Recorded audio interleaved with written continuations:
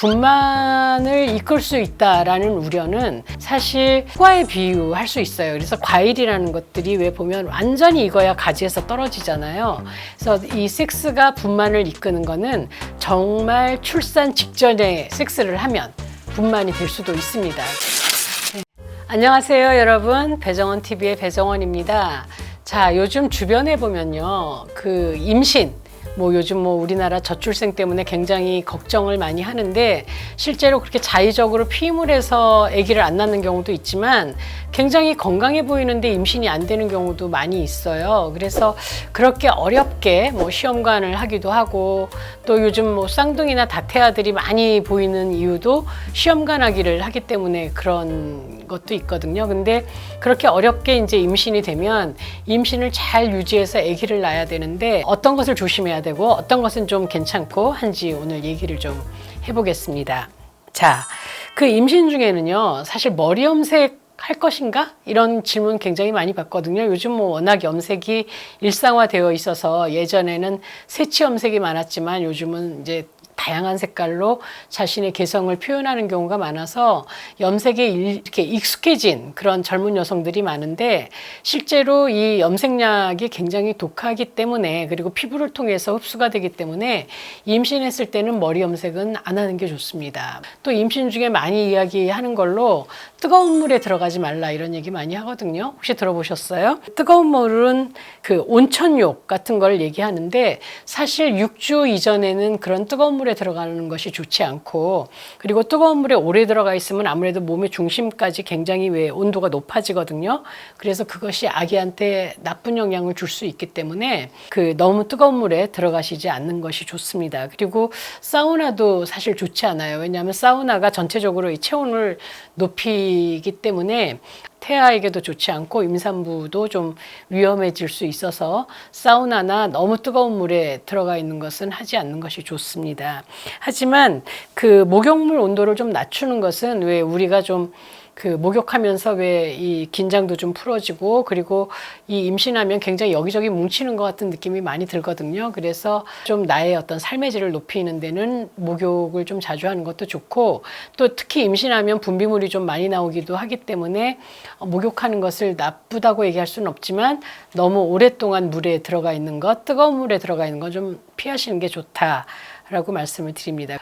이건 번번이 이제 얘기가 되고 또 물어보기도 하고 그리고 제가 만들기도 했던 얘기인데 임신 중에 섹스는 좋지 않다 이런 얘기들 있잖아요. 근데 실제로 이 섹스를 하면 이제 오르가즘 같은 거를 느끼고 쾌감을 느낄 때 옥시토신이라는 호르몬이 분비가 돼요. 근데 그 옥시토신은 자궁 수축을 도와주는 호르몬이거든요. 그래서 보통 왜 여러분들 아기가 출산 예정일에 안 나오면 분만 유도제를 맞는다고 하는데 그게 바로 옥시토신입니다. 그렇기 때문에 이 섹스를 통해서 분만을 할 수도 있다. 이런 얘기를 하기도 하는데 이거는 너무 좀 지나친 얘기고요. 그러니까 보통의 건강한 출산, 임신을 유지하고 있는 분은 사실은 막달까지 섹스를 하는 것이 나쁘지 않습니다.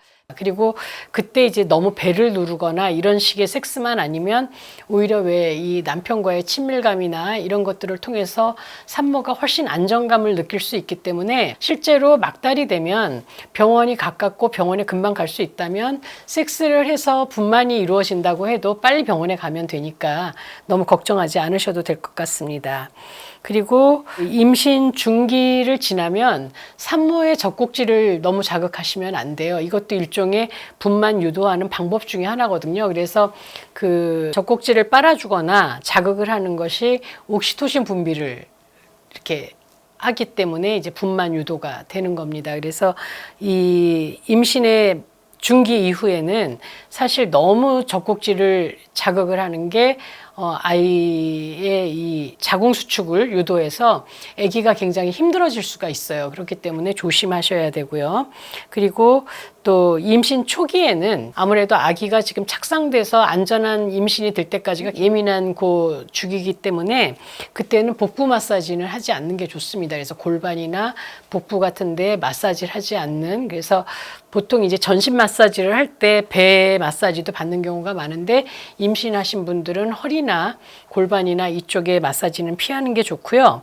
또 임신 중에 이제 커피 얼마나 마실 수 있나, 커피는 절대로 먹지 마라, 뭐 이런 얘기가 있는데, 실제로 이제 이 하루에 100mg 정도의 카페인 섭취는 괜찮다고 합니다. 그렇기 때문에 300mg가 넘어가면 굉장히 위험하다고 하는데, 이걸 이제 조금 쉽게 말씀드리면, 우리 스타벅스 커피를 많이 마시잖아요. 이 스타벅스의 톨 사이즈 라떼 정도면 75mg 정도의 카페인이 들어있다고 해요. 그래서 그란데 정도면 2배겠죠. 그래서 100ml 정도는 괜찮아요. 100ml 정도는 기분 좋게 마셔도 괜찮지만 그 이상 마시는 건 좋지 않고, 또 실제로 이제 카페인 중독이 이미 돼 있는 분들이 계셔서 왜 너무 많은 그 커피를 하루에 여러 잔씩 마신다거나 콜라랑 같이 또 마신다거나 이러는 경우가 있는데, 이럴 때 이 카페인이 굉장히 강력한 이뇨작용을 부추기거든요. 근데 임신을 하면 아무래도 소변을 자주 보게 되고 하기 때문에 탈수 현상도 올 수 있고, 그래서 물 많이 먹어야 되고 또 조기 자궁수축을 일으킬 수도 있습니다. 그렇기 때문에 커피는 그냥 한 잔 정도만 드시는 게 좋고, 참으실 수 있으면 안 드시는 것도 나쁘지 않습니다. 이 임신 중에 여성이 좀 먹지 않으면 좋은 음식들, 이 내 몸에서 아기를 왜 위협하는 존재라고 생각을 해서 자가 면역 질환, 스스로 공격하는 그런 경우가 있거든요. 그래서 이제 면역 체계가 자연 면역 억제를 하는 그런 체제로 우리 몸이 돌아갑니다. 산모의 몸이 돌아가서 아기를 공격하지 않게 하기 때문에, 다시 말하면 감염에 굉장히 취약한 상태가 된다는 거예요. 그래서 육류나 혹은 뭐 닭, 오리, 뭐 꿩 이런 것들, 그리고 생선, 달걀 같은 거를 날로 먹는 거는 피하시는 게 좋습니다. 아무래도 거기에 이제 균 같은 것들이 들어가면 감염되거나 배탈이 나거나 그러기가 훨씬 더 쉽고, 초밥 같은 것도 안 익힌 생선회 초밥보다는 장어라든지 뭐 익힌 새우라든지 이렇게 해서 완전하게 익힌 것들을 얹어서 먹는 거는 괜찮습니다. 그리고 살균하지 않은 유제품, 저온 살균도 안 된 그런 유제품, 외국에는 꽤 많이 있거든요. 그래서 여러분들이 치즈나 이런 것들 외국에서 사온 거를 드실 때는 이게 살균이 된 건가 아닌가를 좀 보시고 드셔야 하고요.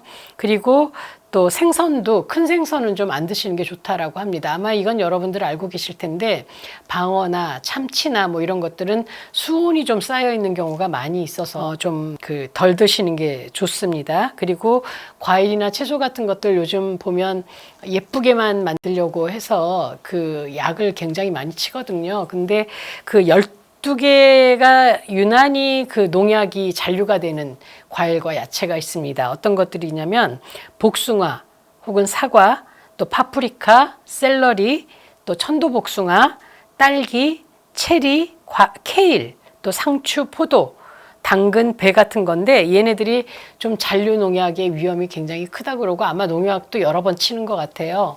그리고 아무래도 복숭아나 혹은 왜 딸기 같은 것들은 껍질이 얇잖아요. 그렇기 때문에 이런 것들은 임신 중에는 좀 덜 먹는 게 좋다라는 거고요. 그리고 이제 흙이 묻은 채소나 과일 같은 거, 설 익은 고기, 날고기, 또 절인 고기, 이런 것들 좀 조심하셔야 됩니다. 그래서 제일 좋은 거는 뭔가 뭐 이렇게 첨가가 되지 않은 것들, 첨가가 되지 않은 그런 식품 같은 게 좋고요. 또 채소나 과일 깨끗하게 씻고 익혀서 먹는 게 좋고, 지방질 없는 고기가 아무래도 좋겠죠. 그리고 통곡물이나 유기농 식품들, 이런 것들이 좋습니다. 굉장히 많은 속설들이 있는 것 같아요. 그래서 뭐 임신하면 이거는 먹지 마라, 뭐 이거는 해라, 이건 하지 마라, 막 이런 것들이 너무 많아서 혼란스러울 때가 있는데, 제가 그거를 조금 정리해서 가져와 봤습니다. 임신 기간 맛있는 거 많이 드시고, 그리고 건강을 잘 유지할 수 있기를 바랍니다.